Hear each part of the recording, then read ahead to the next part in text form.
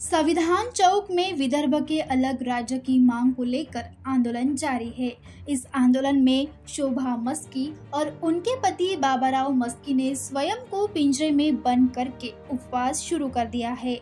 उनका कहना है कि जब तक विदर्भ को महाराष्ट्र से अलग करके स्वतंत्र राज्य नहीं बनाया जाएगा तब तक वे इसी तरह उपवास और सत्याग्रह करते रहेंगे।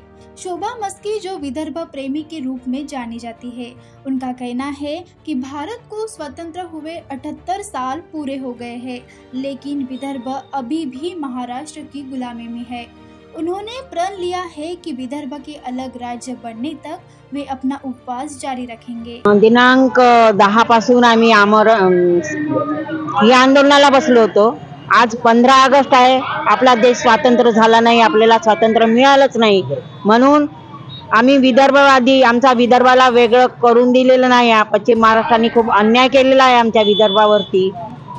आमची जनता आमची विदर्भ जनता या बेडीत जखडलेली आहे आणि या पिंजऱ्यात जखडलेली आहे। याला आझाद करण्यासाठी आम्ही विदर्भ राज्य आमचा विदर्भ राज्य झाला पाहिजे ही आमची मागणी आहे।